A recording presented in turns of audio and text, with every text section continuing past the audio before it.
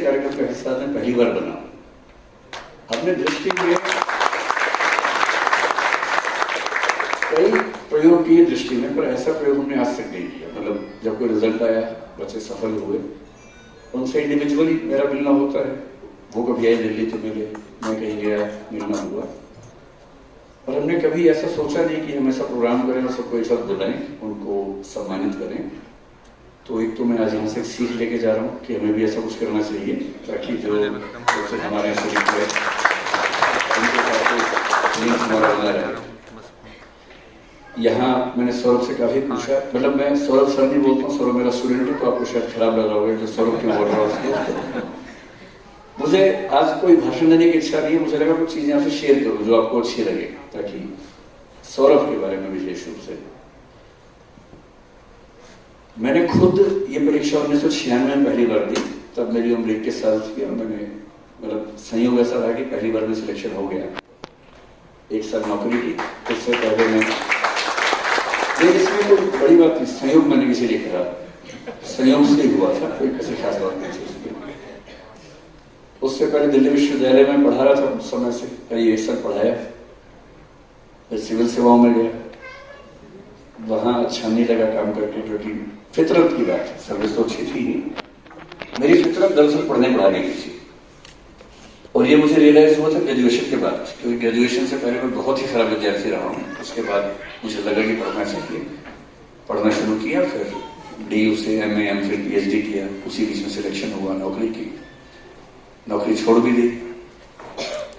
1998 में जब मैं सर्विस छोड़ने की मनस्थिति में आने लगा था, तो लगा कि क्या करें।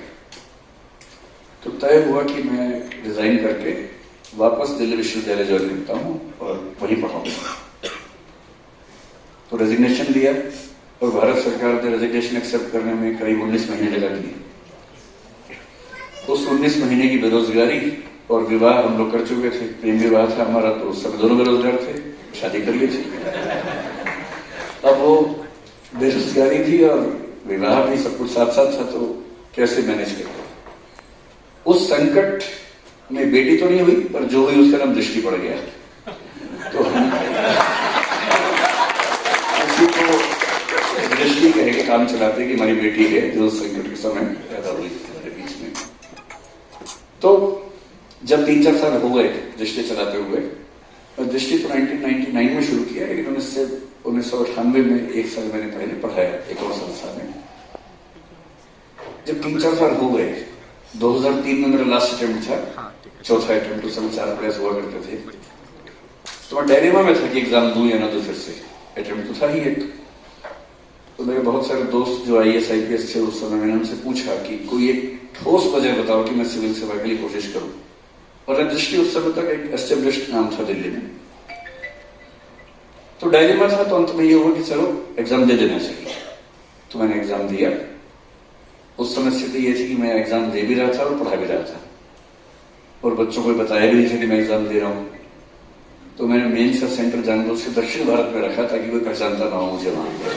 तो मैंने बेंगलोर सेंटर पर एग्जाम दिए, और वो भी इस तरह से कि जिस दिन एग्जाम में सुबह की फ्लाइट से गया, शाम को एग्जाम देके वापस आ गया, और रात को वही घूमता हुआ दिखा सबको, ताकि भरोसा रहे कि मैं यही हूं। संयोग था कि उस साल कुछ दिक्कत आई, लेकिन मैं इसलिए बता रहा हूं कि उस साल इंटरव्यू की तैयारी जब मैं कर रहा था, अपने इंटरव्यू की करवा भी रहा था, 200-300 बच्चों को, अपनी भी कर रहा था। तो उस समय मेरा सहयोग जिन लोगों ने किया सबसे ज्यादा, उनमें 2 लोग थे, उनमें से एक आपके सौरभ सर है। उस समय सौरभ मेरा विद्यार्थी था, निबंध और शायद इंटरव्यू में हम लोग साथ में थे। तो मैं तैयारी करता था, और मुझे कुछ डिस्कस करना हो कहीं, तो मैं किससे डिस्कस करूं, तो जिसको फोन करता था वो डिस्कस करने लगता था, तो मैं किससे पूछूं। तो एक व्यक्ति थे धनंजय भदौरिया, वो मध्य प्रदेश में IAS सीनियर, अब तो काफी हो गए, वो उस समय तैयारी कर रहे थे, सौरभ भी तैयारी कर रहे थे। तो जैसे कोई तथ्य मुझे मिस हो रहा है, रिसर्च करनी है, तो मैं सौरभ को फोन करता था कि ये तथ्य ढूंढो, फिर ये ढूंढ के फोन करते थे। तो मैं ऐसे कर रहा था, ये समझौता था कि इस साल ये मेरी तैयारी करवा दे, इस साल मैं इनकी करवा दूंगा। तो इस तरह से काम चला रहे थे। मेरे अब तक के अनुभव में सबसे अच्छे कुछ विद्यार्थी जो रहे उनमें से सौरभ है। और अब ये संयोग है, दुर्योग है कि इनका सिलेक्शन नहीं हो पाया। उसकी सबसे बड़ी वजह है कि जिस समय एग्जाम दे रहे थे उस समय सीट्स इतनी कम थी। जैसे मैंने आखिरी प्रयास दिया उस समय टोटल वैकेंसी शायद 250 या 300 थी और सर्विस एक ही चाहिए थी IAS। इसका मतलब है कि पहले 20-25 में आना ही पड़ेगा, उसमें नहीं हुआ तो यानी कि वो मीनिंगलेस हो गया। आज अगर ये सब एग्जाम में बैठते तो निस्संदेह बहुत अच्छे लेवल पे होते, लेकिन उस समय ऐसा हुआ। खैर ये सामान्य बात है। मेरे पास जो अनुभव है, मैंने ऐसे सैकड़ों बच्चों को देखा जो टैलेंटेड थे, सफल होना चाहिए था, नहीं हो पाए। ऐसे भी कुछ केसेस देखे जो बहुत टैलेंटेड नहीं थे, संयोग था अच्छा, वो IAS IPS हो गए। लेकिन असली बात ये नहीं, IAS बनने के बाद भी हर IAS तो कोई ऐसा कमाल नहीं करता है, हर IPS तो कमाल नहीं करता है। तो जब सौरभ का नहीं हुआ सिलेक्शन तो ये मेरे पास आया छिंदवाड़ा से और इसका कहना था कि अब मैं क्या करूं। तो उस समय जो मुझे ध्यान है हमारी बातचीत में ये हुआ कि एक तो ये फील्ड है ही पढ़ाने वाली। उस समय इनको मीडिया का थोड़ा शौक ज्यादा था कि मीडिया में काम करना है मुझे। तो फिर मैंने ठीक है वो भी अच्छा है, तो ये NDTV में चले गए और NDTV में शायद बात बन गई थी या बनने वाली थी, ऐसा कुछ था, शायद बन गई थी बात, काम मिल भी गया था इनको। पर IAS की तैयारी करने के बाद मीडिया में काम करना आसान नहीं रहता, क्योंकि उसके लिए लेवल बहुत नीचे गिराना जरूरी है। और अगर आपने तैयारी नहीं की है तब उस लेवल का काम कर लेंगे। इस लेवल की तैयारी के बाद कैसे कोई इतना भूल सकता है वहां पर बात रखते हुए। तो मेरा अनुमान यही था कि चल नहीं पाएंगे मीडिया में, जो सही साबित हुआ। कुछ ही समय के बाद इन्होंने कहा कि अब मैं सोच रहा हूं कि कुछ और करूं। फिर हमारी बातचीत हुई नहीं। ये कब छिंदवाड़ा गए, छिंदवाड़ा से कैसे बिलासपुर पहुंचे, बिलासपुर ही क्यों पहुंचे मुझे नहीं पता, संयोग की बात है। कह रहे कि संयोग से ऐसा हुआ क्योंकि इनके पूरे जीवन क्रम में बिलासपुर कहीं नहीं था उससे पहले। संयोग ऐसा बना कि किसी मित्र के भरोसे यहाँ आए, विचार बना। आज मैं उनसे पहली बार मिला जिन दो लोगों ने इनकी मदद की थी उस समय। ये मुझे गट फीलिंग थी कि जहां भी काम करेंगे काम तो सफल कर ही लेंगे, इसमें डाउट नहीं था मुझे जरा सा भी। और जैसा देखा उसके बाद हमने ऐसा हुआ भी। और अब ये यहाँ के जो सुपरस्टार हैं हमारे दृष्टि के भी सुपरस्टार हैं, वहां के बच्चे इनके दीवाने हैं। हमारे बीच में संबंध प्रोफेशनल नहीं है, ना गुरु शिष्य वाले हैं, हमारे संबंध दोस्ती वाले हैं। सौरभ अकेले टीचर है, जब दिल्ली आते तो हमारे घर पर रुकते हैं और हम लोग रोज शाम को 1 घंटा सैर करते हैं और बहुत सारी बातचीत करते हैं। मैं आज तक ऐसे प्रोग्राम में नहीं गया, मैं जाता भी नहीं शायद।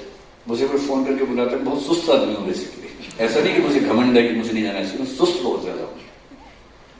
तो जब कोई कहता है कि सर मेरी शादी है तो मैं तुरंत सोचता हूँ मैं कैसे मना करूँ उसको, क्या बहाना लगाऊं कि मैं नहीं आ पाऊंगा, और मैं किसी तरह से करके मैनेज कर लेता हूँ। कुछ दिन पहले तो दुर्घटना घट गई। एक लड़का उत्तर प्रदेश कैडर में IAS है, आपने शायद नाम सुना होगा, राजेंद्र पेंसिया नाम है उसका, अभी मथुरा में पोस्टेड है। उसने कार्ड भेजा कि सर मेरी शादी का कार्ड है, आपको आना है। तो डेट मान लीजिए 15 फरवरी ऐसी डेट थी। तो मेरा तरीका ये कि जिस दिन प्रोग्राम होता है मैं उस दिन शाम को पहले भेजता हूँ, मैं पूरी कोशिश करूंगा, जरूर रहूंगा, ऐसे बोल देता हूँ। जिस दिन प्रोग्राम होता है जैसे 8 बजे का, तो मैं 8:30 मैसेज करता हूँ कि पूरी कोशिश की लेकिन कुछ ऐसी समस्या आ रही कि नहीं आ पाया, माफ कर देना। वही आदत है तेरी, हर बार बहाना लगे ढूंढ लेता हूँ जिससे थोड़ा जमीन सा बहाना लगे। तो मैंने उसको मैसेज कर दिया। गलती ये हो गई कि मैसेज एक दिन पहले कर दिया।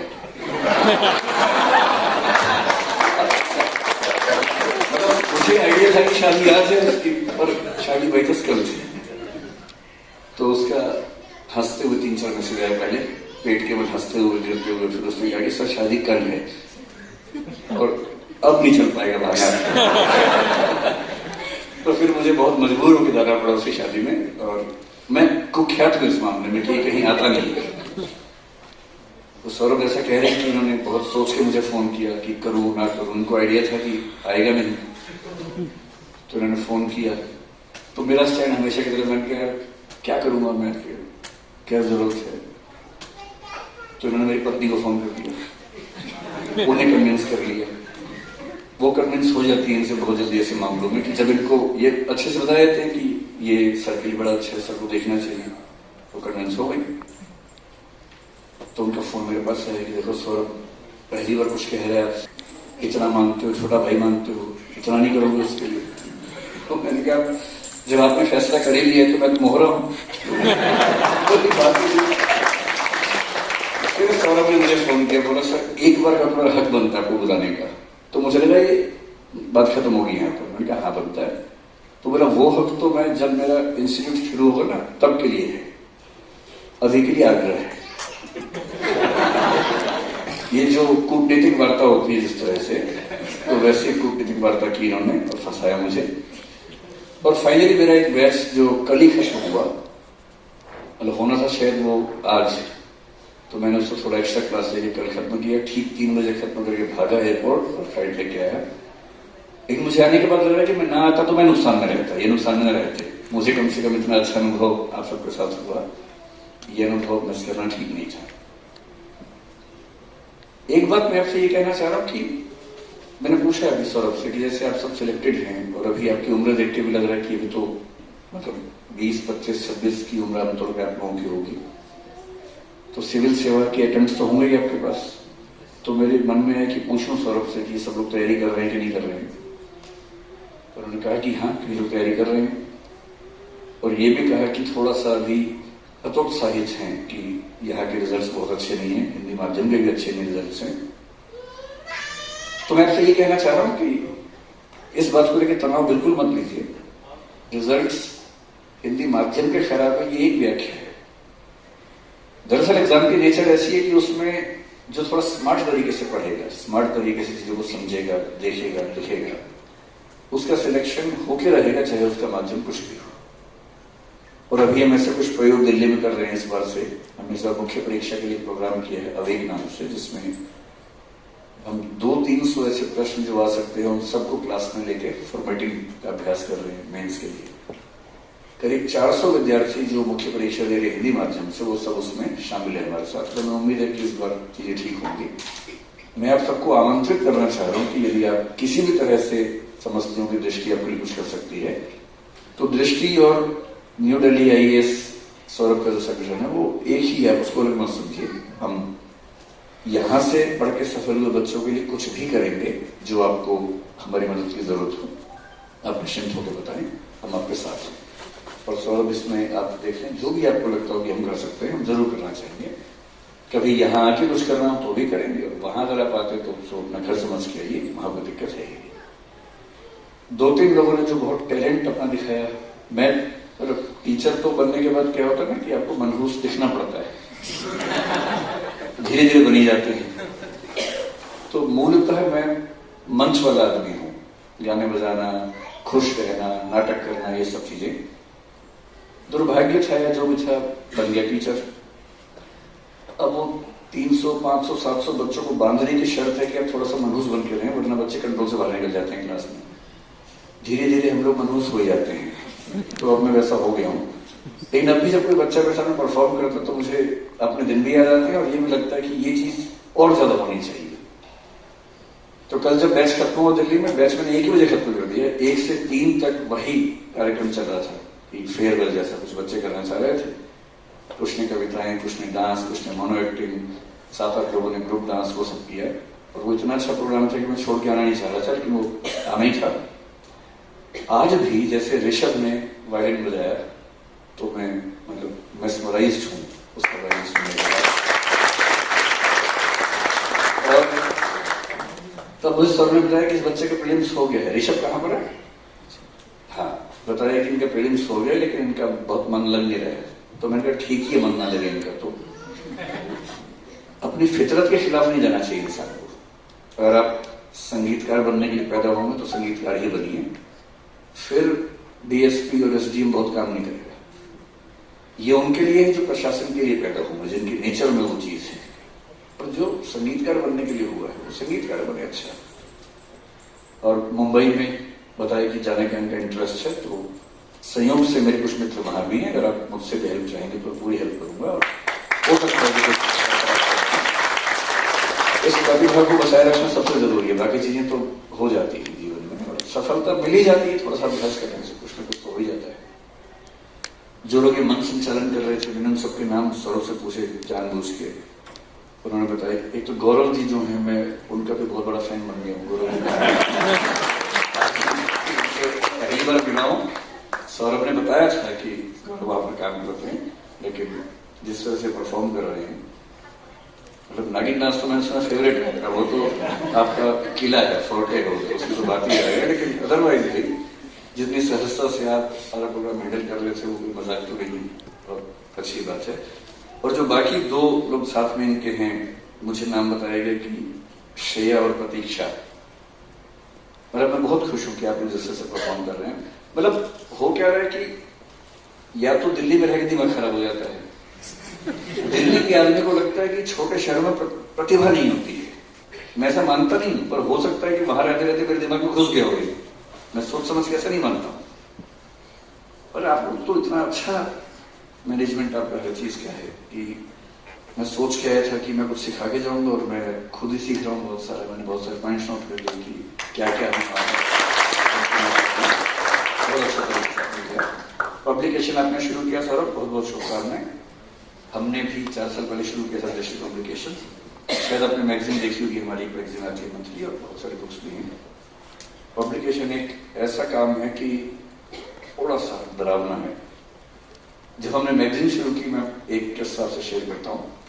एक बहुत प्रसिद्ध मैगजीन, मैं उसका नाम नहीं बोलूंगा, ठीक नहीं लगता, उसके संपादक मेरे अच्छे दोस्त ही हैं।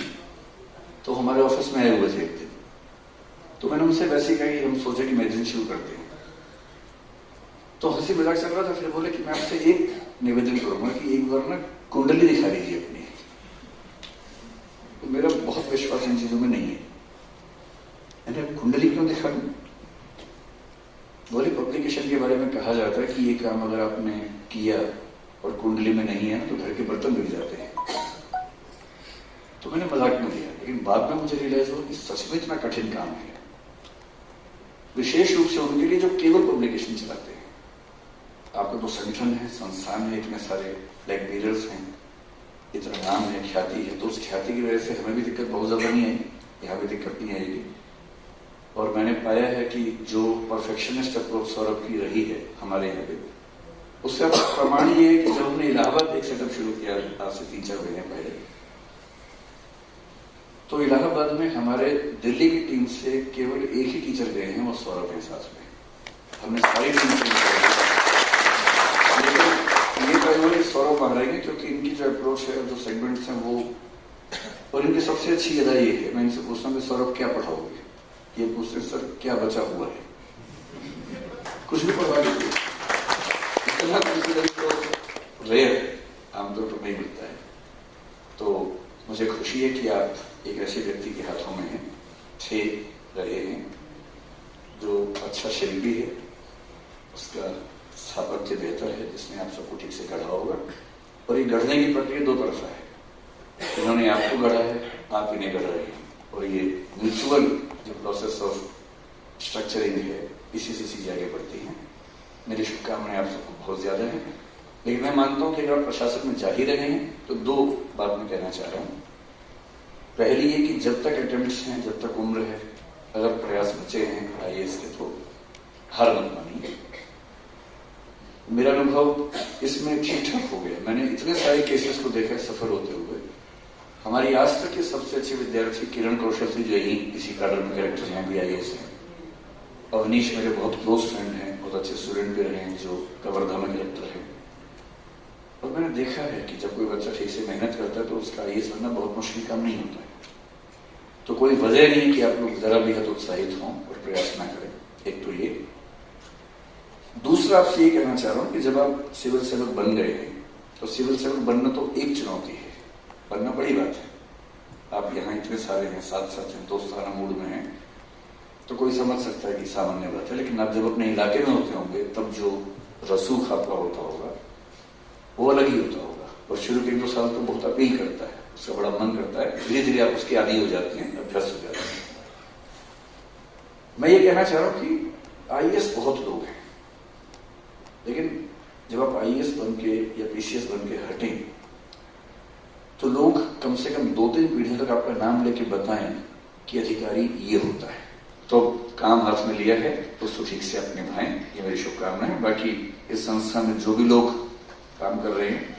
रितेश से मिलना हुआ, मतलब बहुत अच्छे से उसे सारी बातें बताई और यही बताया कि अब सौरभ ने कहा कि वो शायद किसी और फील्ड में ज़्यादा इंटरेस्टेड है। तो मेरी शुभकामना आपको भी, रितेश कहाँ करें, मेरी शुभकामना आपको भी है कि आप वही करें जिसके लिए आप बने हैं, वो ना करें जो भेड़ चाल में चल के बन जाए, जिसके लिए आप पैदा हुए, जो फितरत है वही काम निभाएं, बेहतर होगा। प्रकाश जाजल्य, आपको मैं इतना कहना चाह रहा हूँ कि आपको देख के मुझे एक व्यक्ति की याद आ रही, नीलोत्पल मृणाल नाम है उसका, आपने शायद नाम सुना होगा। वो हमारा बहुत पुराना विद्यार्थी है हिंदी साहित्य का, उसने भी एक उपन्यास लिखा डार्क फोर्स नाम से। तो आपने जब किताब लिखी तो सौरभ ने मुझे गिफ्ट की थी, करीब ये बात है 1 अप्रैल के आसपास की, 31 मार्च की बात, हम लोग साथ में इलाहाबाद में थे। तो सौरभ ने कहा कि मेरा स्टूडेंट है, अभी वो छत्तीसगढ़ में हार्ट थ्रॉब बना हुआ है सबकी, दिल की धड़कन बन गया सबकी, उसकी एक किताब है, तो उसने कहा था कि आपको मैं दूं। तो मैंने कुछ पेज पढ़े और मेरी गट फीलिंग है कि आप भी उस ऊंचाई तक जाने वाले हैं। बस इस प्रतिभा को बना के रखिए और उसको ठीक से निखारिए, धार लगाइए, और उसमें मैं कुछ कर सकूं तो अपना घर समझ कर दिल्ली आ जाइए। जो भी मदद कर सकेंगे हम लोग जरूर करेंगे, चाहे वो प्रकाशन हो चाहे कुछ और भी। लक्ष्मीकांत जी, भूपेंद्र जी, आप यहाँ अध्यापक हैं और मुझे सौरभ ने कई साल तक बताया कि मैं कुछ भी कर लूं, किसी और टीचर को लाऊं तो मामला चल नहीं पाता है, सारा बोझ मेरे ऊपर रहता है। पिछले कुछ दिनों से मैं देख रहा हूँ पहली बार ये कह रहे कि अब जाके ऐसी टीम बन गई कि मैं थोड़ा सा मानवीय जीवन जी पा रहा हूँ। तो एक मशीन को मनुष्य बनाने में आपकी बहुत बड़ी भूमिका है, तो उसको बना रहे मनुष्य, तो आपका योगदान बना रहे। बहुत शुभकामनाएं आपको। बस यही सब, आज कोई मुझे ऐसी बात नहीं कहनी जो भाषण टाइप की हो, बस आपसे कुछ बातें शेयर करना चाह रहा था। कुल मिला के ये कि मुझे नहीं पता कि मेरे आने से आपको फायदा हुआ या नहीं, पर मुझे बहुत फायदा हुआ और मैं इससे पर्याप्त रूप से संतुष्ट हूँ। बहुत बहुत धन्यवाद।